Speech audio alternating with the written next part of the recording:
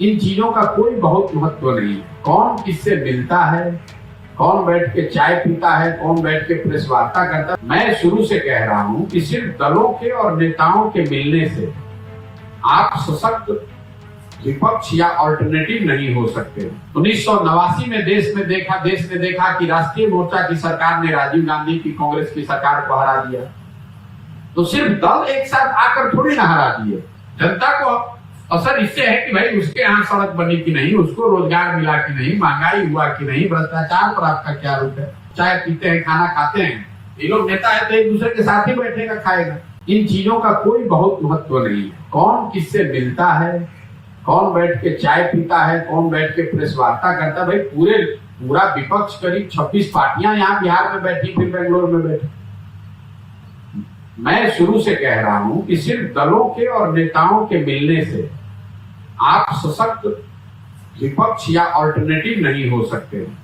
जब तक आपके पास कार्यक्रम नहीं हो, कोई नीति नहीं है, कार्यक्रम नहीं है, जमीन पर कार्यकर्ता नहीं है और लोगों में आपके प्रति प्रेम नहीं है, विश्वास नहीं है, तब तक आप चाहे जितना नेता बैठ जाइए उससे क्या होता है।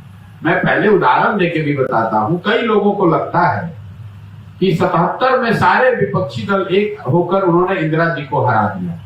ये बात सच्चाई थोड़ी ना है। अगर आप समझिए कि इमरजेंसी देश में लागू नहीं होता, इमरजेंसी का मुद्दा नहीं होता, जेपी का आंदोलन नहीं होता, तो सिर्फ विपक्षी दलों के एक होने से इंदिरा जी थोड़ी ना हार जाती। 1989 में देश ने देखा कि राष्ट्रीय मोर्चा की सरकार ने राजीव गांधी की कांग्रेस की सरकार को हरा दिया। तो सिर्फ दल एक साथ आकर थोड़ी ना हरा दिए। मुद्दा बोफोर्स था, भ्रष्टाचार मुद्दा था, उसके नाम पर पूरी जनता एक हुई, फिर दल एक हुए, तब ना आपको जीत मिलेगी।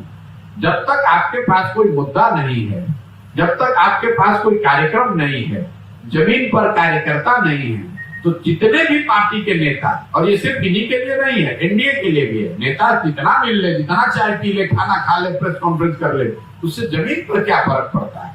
आप वारिसनगर में पत्रकारिता करते हैं, आपको वारिसनगर में कितने लोग मिले, सामान्य आदमी जो राजनीति नहीं करता है, जो इस बात से अब कल तक भाजपा को दे रहा हो, समाज कर रहा है कि अब भाजपा को नहीं देंगे क्योंकि 26 लोग पटना में बैठक कर रहे हैं। जनता को इन बातों से कोई लेना देना नहीं है। 10 साल का मेरा अनुभव है इसी काम का। जनता को असर इससे है कि भाई उसके यहाँ सड़क बनी कि नहीं, उसको रोजगार मिला कि नहीं, महंगाई हुआ कि नहीं, भ्रष्टाचार पर आपका क्या रुख है, उस पर होता है। कौन किसके साथ चाय पी रहा, नेता है तो जैसे आप हम अपने दोस्त मित्र के साथ जाकर चाय पीते हैं, खाना खाते हैं, ये लोग नेता है तो एक दूसरे के साथ ही बैठेगा खाएगा।